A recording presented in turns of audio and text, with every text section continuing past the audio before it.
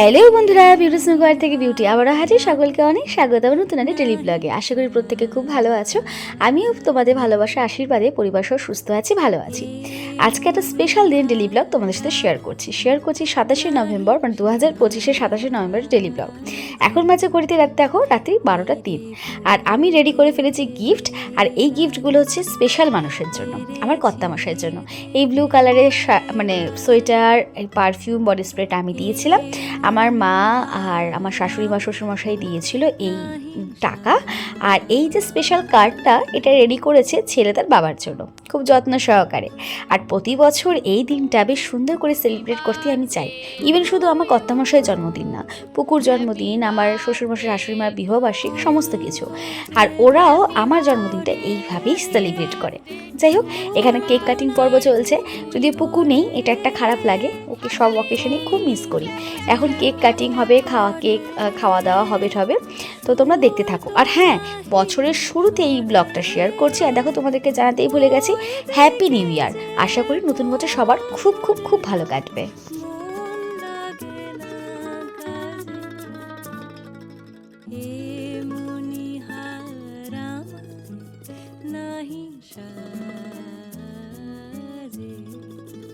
এই তো রাতের পর এখন সকাল থেকে রাত অবধি তোমাদের সাথে শেয়ার করব, মানে 27 তারিখে।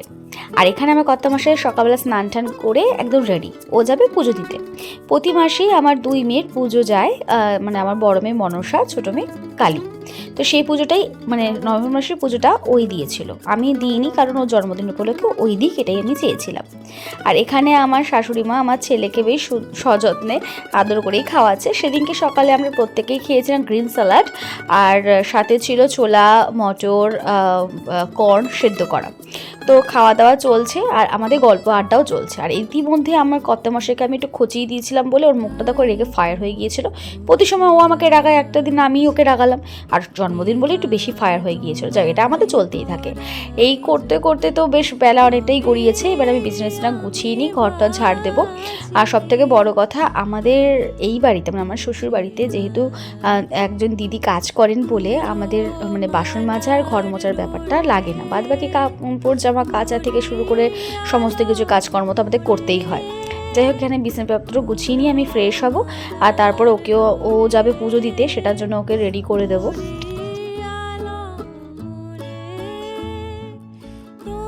এই তো কর্তামশাই বেরিয়ে পড়লে পুজো দিতে যাবে বিরাটিতে মনসা মন্দিরে পুজো দিতে।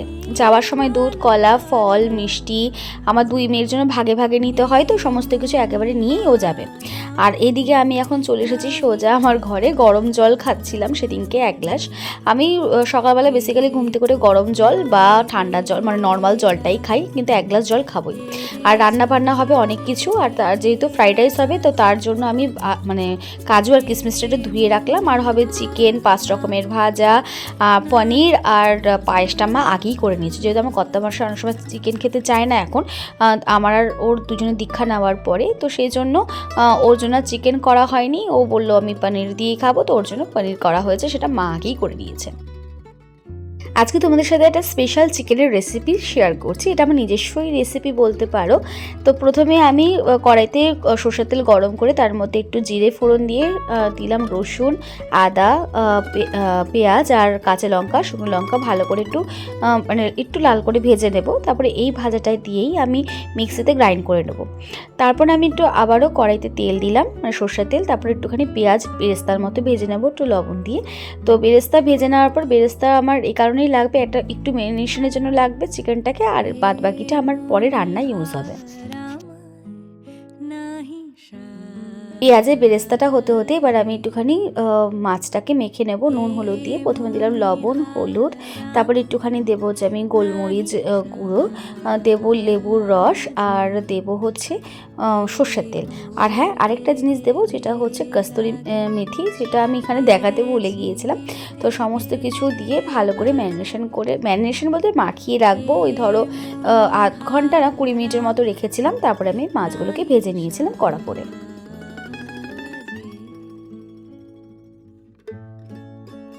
এই তো মা ওপরের পুজো দিয়ে এসছে, মানে গোপালকে সাজিয়ে গুছিয়ে এসেছে। এবার আমার ঘরে এসে আমার ঘরে গুরুদেব সবাইকে, আমার দুই মেয়ে, আমার বড় ছেলেকে একটু সাজিয়ে গুছিয়ে নিচ্ছে। আর সবথেকে বড় কথা, আমাদের বাড়ির প্রত্যেকের জন্মদিনে বা বিবাহবার্ষিক সমস্ত কিছুতে মাই নিজের হাতে সাজিয়ে গুছিয়ে ঠাকুরের পুজো দেয়। এবার আমি আমার কর্তামশাই দুজনে সকালে জলখাবারটা সেরে ফেললাম। বেশ অনেক বেলা হয়ে গেছে আর খুব জোর খিদেও পেয়েছিল। এই তো এবার চিকেনটা ম্যারিনেশন করার পালা। দিয়ে দিলাম বেরেস্তা আর তার সাথে পেঁয়াজ ভাজার তেল, তারপরে দিলাম পরিমাণ মতো লবণ গুঁড়ো, হলুদ গুঁড়ো, গোলমরিচ গুঁড়ো, লেবুর রস, আর দিয়েছিলাম কস্তুরি মেথি। ভালো করে চিকেনটাকে মেখে রেখে দিয়েছিলাম, ম্যারিনেশন করে রেখে দিয়েছিলাম প্রায় তোমার 40 মিনিটের মতো। যত ভালো ম্যারিনেশন করে রাখবে তত ভালো চিকেনটা টেস্ট হবে। চিকেনটা ম্যারিনেশন হতে হতে এবার আমি মাছগুলো ভেজে নেব। যদিও তার আগে 5 রকমের ভাজার জন্য আলু, পটল, কুমড়ো আর বেগুনটা ভেজে নিয়েছিলাম, আর ওগুলোর ভিডিও তুলতেই ভুলে গিয়েছি, কি অবস্থা আমার। যাই হোক, আমি যেরকমভাবে দেখালাম সেরকমভাবে যদি তোমরা মাছটাকে ম্যারিনেশন করে কড়া করে ভাজো না, আর মসুর ডালের সাথে গরম গরম ভাতের সাথে খাও, দেখবে অমৃত সমান লাগবে। যাই হোক, এখানে আমার ছেলে তো বেজায় তার নিজের মতো করে খেলছে, সে নাকি এখন কাঠ মিস্ত্রি হয়ে গিয়েছে আর ওর স্নান ঠানও হয়ে গিয়েছে অলরেডি। তো যাই হোক, আমি এখানে বসিয়ে দিয়েছি হাঁড়ি, জলটা একটু ফুটুক ভালো করে, তারপরে দেবো চাল। আর যেহেতু ফ্রাইড রাইস হবে তাই জন্য চালটা অনেকক্ষণ আগেই আমি একটু ভিজিয়ে রেখেছিলাম। তো এখন আমি চালটাকে ভালো করে ধুয়ে নিয়ে চালটা আমি দিয়ে দেবো। এই তো 40 মিনিট হয়ে গিয়েছে ম্যারিনেশন করে রেখেছিলাম চিকেনটাকে। এবার আমি চিকেনটা রান্না করব। প্রথমে কড়াইতে ভালো করে সরষের তেল গরম করে আমি দিয়ে দেবো চিকেনগুলো বেশ হাই ফ্লেমেই ভাজবো, ওই মিনিট 5-7 মতো। তারপর আস্তে আস্তে আমি ঢাকা চাপা দিয়ে রান্না করব। আর সবথেকে বড় কথা, চিকেনটা এরকমভাবে ভাজতে ভাজতে বেশ অনেকটা জল ছাড়বে এবং সেই জলেই চিকেনটা প্রায় অর্ধেকের বেশি সেদ্ধ হয়ে উঠবে। এই তো এদিকে আমার হাঁড়ির জলও গরম হয়ে গিয়েছে। এবার আমি দিয়ে দেবো চালগুলো হাঁড়িতে।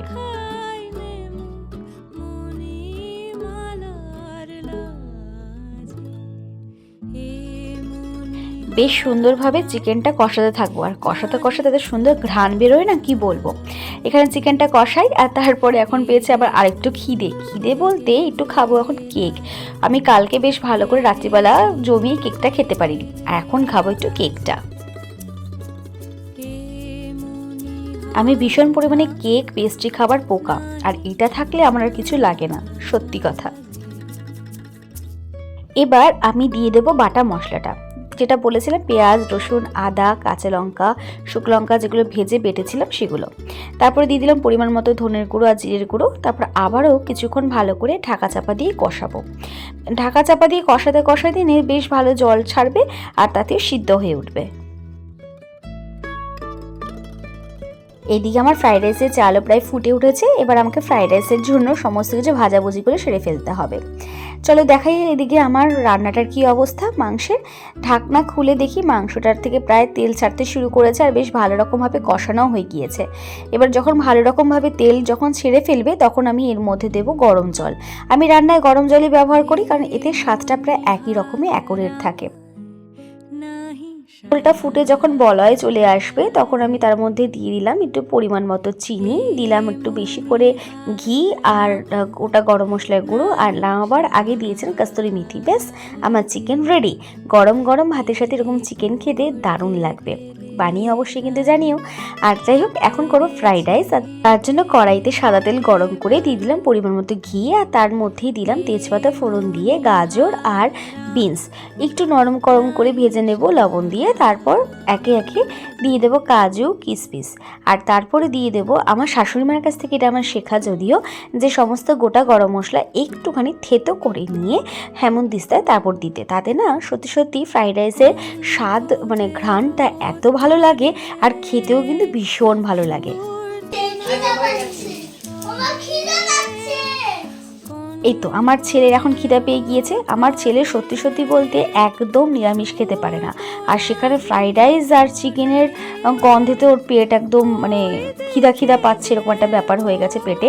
আর এখানে আমি পরিমাণ মতো লবণ আর চিনি দিয়ে দিলাম রাইসে, আর তারপর আমার ফ্রাইড রাইসও রেডি।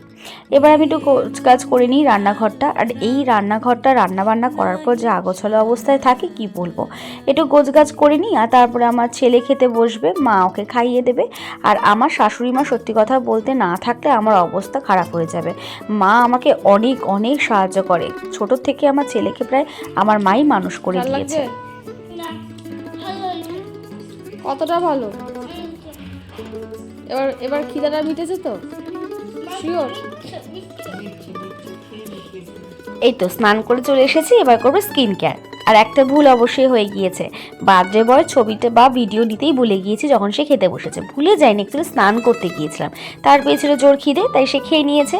কি আর করা, খিদে পেলে তো কিছু করার নেই। যাই হোক, এখানে আমি স্নান টান করে এসে আমি দিয়ে দিলাম পুজো করতে ধূপকাঠি মোমবাতি ঘুরিয়ে নিলাম।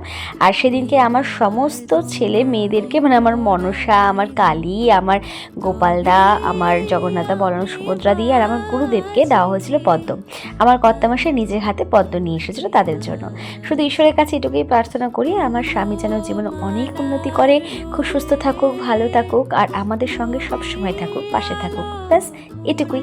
তো চলো এবার খেতে বসে পড়বো। তখন দুপুর প্রায় 3টে বেজে গিয়েছে, মাও আমার জন্য বসে রয়েছে। আর নিয়েছিলাম ফ্রাইড রাইস, মাছ ভাজা, চিকেন কষা আর স্যালাড। নিজেই ভাই বলছি, সত্যি কথা বলতে ফ্রাইড রাইসটা সেদিকে একটু বেশিই নিয়েছিলাম, আমি এত পরিমাণে ভাত খাই না, কারণ চিকেন কষা দিয়ে আমার ফ্রাইড রাইস খেতে ভীষণ ভালো লাগে।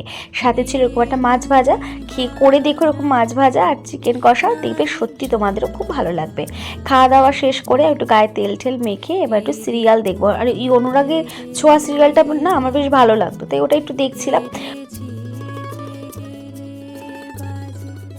আর এই সিরিয়ালটা যদি এখন শেষ হয়ে গিয়েছে আর এখন আর দেখার ব্যাপার হয় না, তো চলো তোমরা দেখতে থাকো। ছেলেকে পড়তে বসিয়ে তারপর খেয়েছিলাম একটুখানি কেক। আর এখন রাত্রের সময় হয়ে গিয়েছে, এখন আমি খাবো না বলে আমার ছেলে তো জোর করে আমাকে খাওয়াতে নিয়ে যাবে, শুনতেই পারছো। ফ্রাইড রাইস শুধু খাবো, মাংস খাবো না, ইচ্ছে করছে না। সেদিন এত বেলা করে খেয়েছিলাম দুপুরবেলাতে, সত্যি খিদে ছিল না একদমই, তো তাই ওর জবরদস্তিতে একটুখানি বাটিতেই দিয়েছিলাম।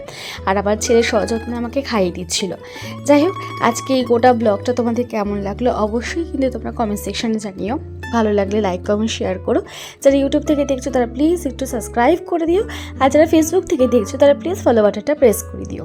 সঙ্গে থেকো, পাশে থেকো, অনেক অনেক ভালোবাসা নিও নতুন বছরের। চলো টাটা।